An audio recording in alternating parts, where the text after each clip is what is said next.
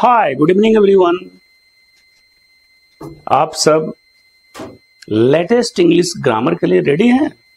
Okay, ready हैं तो आज आपको ऐसा चीज बता रहे हैं जो पूरे इंग्लिश लैंग्वेज का बैकबोन है। स्टूडेंट्स, इस पे लोग ध्यान देते नहीं हैं क्योंकि बचपन से पढ़ते आ रहे हैं तो सोचते हैं कि चलो कोई बात नहीं है, लेकिन कोई भी कंपटीशंस हो उसमें ये आएगा ही आएगा और इसमें स्टूडेंट्स कंफ्यूज हो जाते हैं। तो कंफ्यूजन का कारण को दूर करना है कैसे, इजी वे में, उसका आज शुरुआत कर रहा हूं। आप जब देखते जाएंगे तो इजी वे में हम इसको बिल्कुल कंफ्यूजन आपका दूर कर देंगे। ओके, तो जुड़ जाइए गाइस हमारे यूट्यूब चैनल ऑक्सफोर्ड इंग्लिश वाले के साथ। बस हम आपके साथ हैं, जुड़िए। अब मैं शुरू करता हूं कि उस चिड़िया का नाम क्या है भाई, उस इंग्लिश का चिड़िया जो इंग्लिश का बैकबोन है, इंग्लिश लैंग्वेज का। रिटन हो, स्पोकन हो, आप रीडिंग करते हैं यानी पढ़ना, लिखना, राइटिंग भी करते हैं, बोलना, ये सब उस पर डिपेंड है। अगर वो आपका सही हुआ तो लैंग्वेज आपका सुधरना शुरू हो जाएगा। तो आज बात करते हैं उस इंग्लिश लेटेस्ट ग्रामर की उस चिड़िया का नाम। उसका नाम है आर्टिकल। नाम तो सुने ही होंगे, आर्टिकल।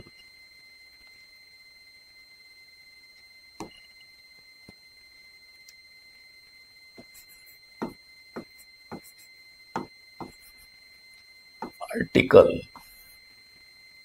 बिल्कुल नाम सुने होंगे लेकिन ध्यान नहीं देते हैं लोग, है ना। तो ध्यान नहीं देते हैं। जैसे मान लो आप इंटरव्यू में गए या बुक पढ़ रहे हैं, तो आप बुक पढ़ रहे हैं तो आर्टिकल 3 जो होते हैं, 3 ये भी आप जान रहे होंगे, ए, एन और THE। अब सवाल है THE उसको क्यों बोले? इसको बहुत लोग द बोलते हैं, बहुत लोग दी बोलते हैं, हम बोल रहे हैं THE, है ना। दी और द ये भी क्लियर हो जाएगा। वो जो लोग बोलते हैं वो गलत नहीं है, वो जिनको नॉलेज होता है वही बोलते हैं, है ना।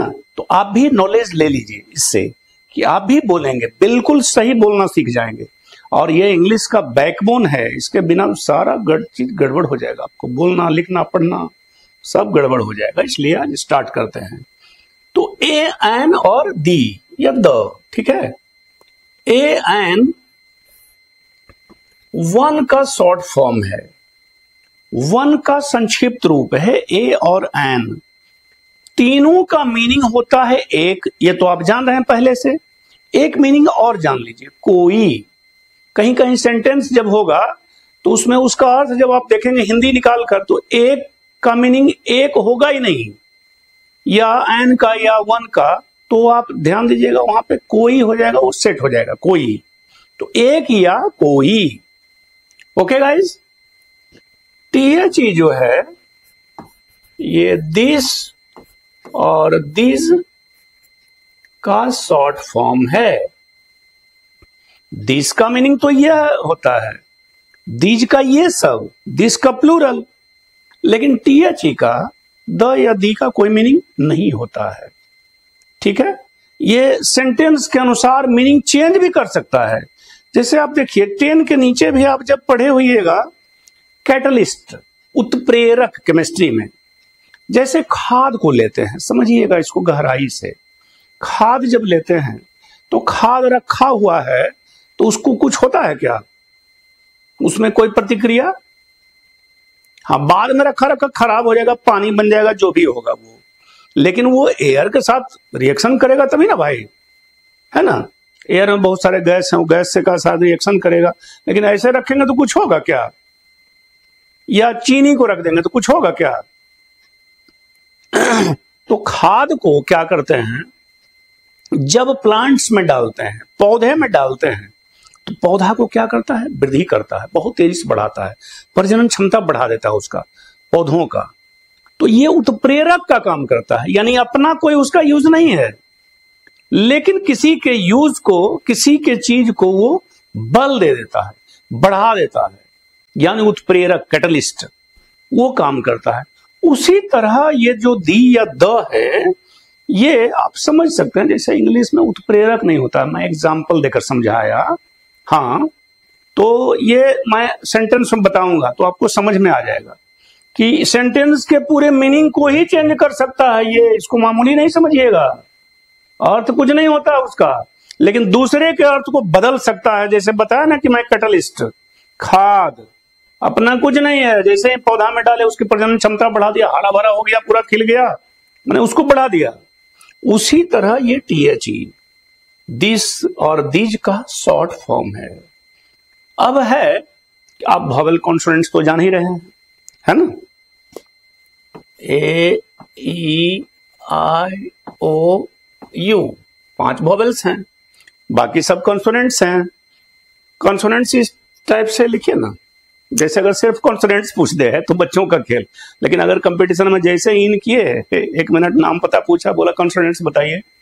अब सोचिए कि बड़े बड़े विद्वान लोग जो देखे हैं कि जाते थे बड़े बड़े ग्रंथ लेके पढ़ के, और वो पहुंचते थे, उनको लगता था कि पागल हो गया क्या, ये क्या पूछ रहा है।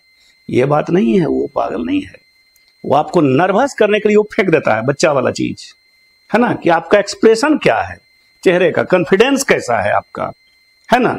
बहुत लोग नहीं बता पाए भाई, है ना, लेकिन मालूम तो सभी को रहता है, ऐसा ही नहीं कि जानकारी नहीं है, बता नहीं पाए, नर्वस हो गए कि ये क्या पूछ रहा है ना।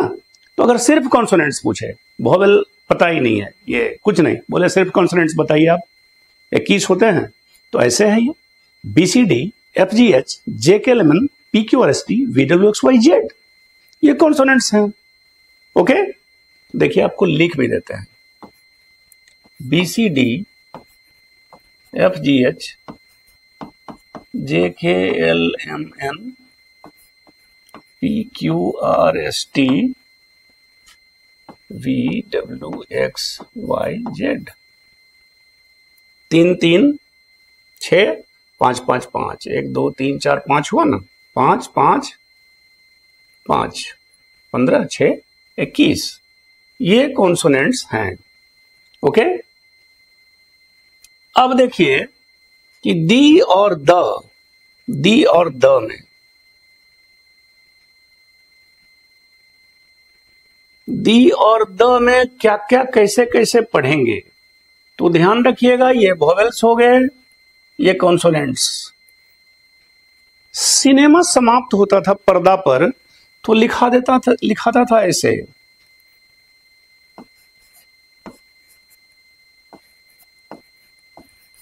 थोड़ा सा ये हम यहाँ कैपिटल लेटर में दिए हैं ताकि आपको कंफ्यूजन नहीं हो, है ना। ग्रामेटिकली वैसे ये कॉमन एरर में आ जाएगा, लेकिन आपको समझने के लिए सिर्फ ये दिए हैं, मैं बता देता हूँ हाँ, कि इस पे फोकस करना है, इसलिए कैपिटल में लिख दिया हूँ। ओके, लेकिन ग्रामेटिकली तो पहला लेटर ये होता है ना कैपिटल, और बाकी तो प्रॉपर नाउन कैपिटल होते हैं, ऐसे तो होगा नहीं, दूसरा कोई नेम हो तभी होगा।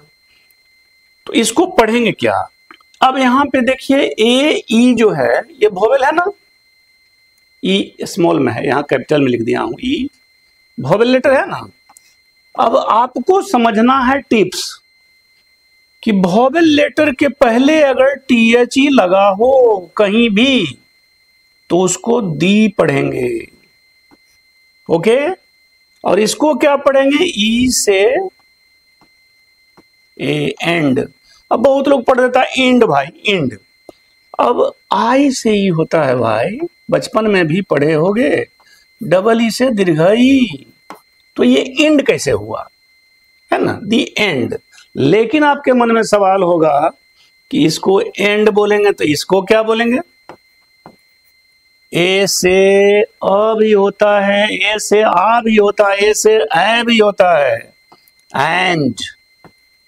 इसको पढ़ेंगे, मैं नॉलेज के लिए दे दिया, वैसे बोलचाल की भाषा में आप जो बोल रहे हैं, एंड बोल रहे हैं एंडे बोलिए, नहीं तो टेंशन हो जाएगा, दिक्कत हो जाएगी, कुछ गलत हो जाएगा, बोला जाएगा, है ना। लेकिन मैं बता दिया कि आपको जानकारी होना जरूरी है, आप यूज करें या ना करें, वक्त पर यूज कर दें, है ना, या जो आपको पूछे तो आप बता सकें, उसको एक्सप्रेस कर सकें कि नहीं ये होता है, इसलिए आपको जानकारी जरूरी है।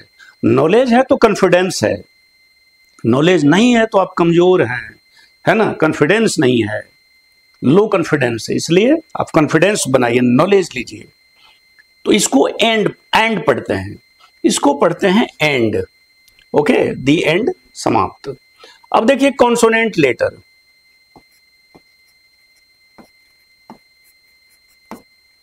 बेस्ट बोलते हैं ना, आगे ग्रामर में बताऊंगा, good better than the best, ये नहीं होता, much more than the most, तो मच मीन्स अधिक, मोर देन उससे अधिक, द मोस्ट लग जाता है ना, सबसे अधिक, है ना, much more than most, good better than the best, ये बोलते हैं। तो देखिए कि बी कॉन्सोनेंट लेटर है, यहां पर ये वोवेल के पहले टीएचई लगा था, तो इसको दी पढ़े, सिर्फ पढ़े, लिखा हुआ वही है टीएचई, यहां भी टीएचई है लिखा हुआ, लेकिन यहां लेटर कॉन्सोनेंट है। तो आप देखिए कि कॉन्सोनेंट लेटर के पहले अगर टीएचई है तो इसको द पढ़ेंगे, द। वोवेल लेटर के पहले अगर टीएचई है तो इसको दी पढ़ेंगे, यानी द बेस्ट, है ना। अब लोग बोल देते हैं ना, कभी कभी जोर देने पर यूज होता है, द को दी बोल सकते हैं उसमें कॉन्सोनेंट्स के पहले, वो आगे बताऊंगा।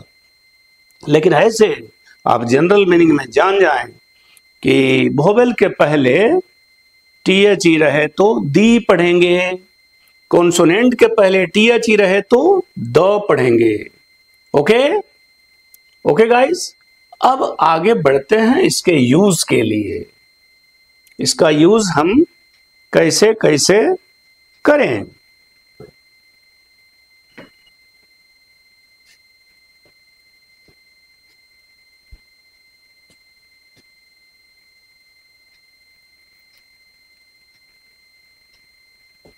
इसमें हम आगे चैप्टर में आपको बताऊंगा, हाँ, कि आर्टिकल में यूज कैसे करेंगे, और फिर प्रीपोजिशन है, पिछले क्लास में बताया था पार्ट्स ऑफ स्पीच, उसमें वर्ब बताया था। फिर प्रीपोजिशन पे आते हैं कि प्रीपोजिशन बताएंगे आपको, स्टार्ट करेंगे प्रीपोजिशन। एक बार हेल्पिंग वर्ब, लेकिन मेरे साथ बोलिए आप, हेल्पिंग वर्ब को याद करना जरूरी है। हेल्पिंग वर्ब कितने होते हैं, हाउ मच हेल्पिंग वर्ब्स, 24, पिछले क्लास में मैंने बताया था। कौन कौन, इज, एम, आर, मेरे साथ बोलिए with good pronunciation, is, am, are, was, were, has, have, had, do, did, does, shall, should, will, would, can, could, may, might, must, need, dare, used to, ought to। Okay, thank you. अब ये article वाला फिर आगे बढ़ेंगे तो बताएंगे कैसे कैसे होता है। बस थोड़ा सा इसका एग्जाम्पल बता दूं कि ये मीनिंग चेंज कैसे होते हैं। ओके,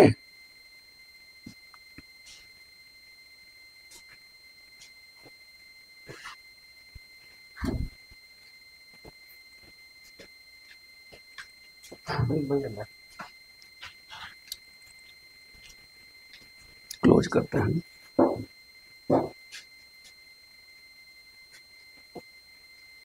हाँ गाइस, मैं बता रहा हूं कि ये जो बोले कि कैटलिस्ट की तरह, उत्प्रेरक की तरह काम करेगा, तो ये कैसे करेगा, थोड़ा सा एग्जांपल, फिर तो बताऊंगा कि ये इंग्लिश का बैकबोन है।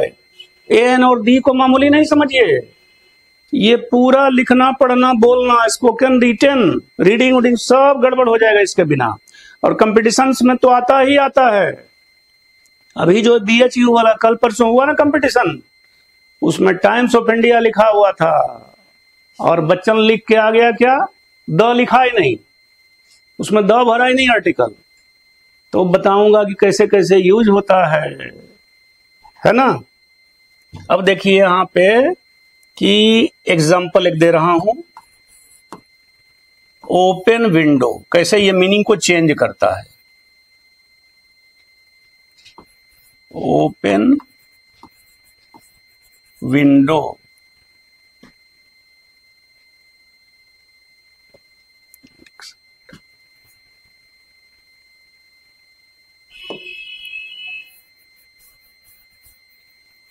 एक सेकंड जैसा फिर से बता रहा हूं एग्जाम्पल। यहां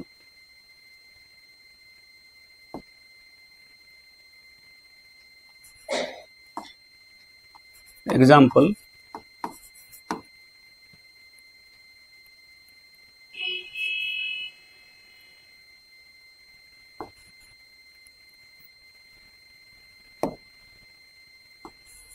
open the window, DWINDOW, window, open the window. ये ऑर्डर का सेंटेंस है, ऑर्डर का। ओपन द विंडो, खिड़की खोलो। अगर प्लीज लगा देंगे तो रिक्वेस्ट का सेंटेंस हो जाएगा। ओके, तो कृपया खिड़की खोलिए, और ऐसे है ओपन द विंडो यानी खिड़की खोले, खिड़की खोल दो, ऑर्डर वाला है, या खिड़की खोल दीजिए। ओके, अब ये देखो द का यहां कोई मीनिंग नहीं आ रहा। ओपन मीन्स खोलना, विंडो मीन्स खिड़की। अब ये देखिए द को यहां ले जाते हैं, ओपन द विंडो, गौर करना भाई, दी ओपन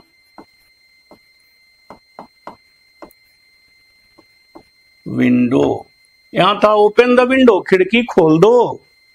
यहां दी को, टीएच को सिर्फ यहां लाए हैं बस यहां पे। अब इसका रोल देखिए, जैसे बोले थे ना कैटलिस्ट वाला।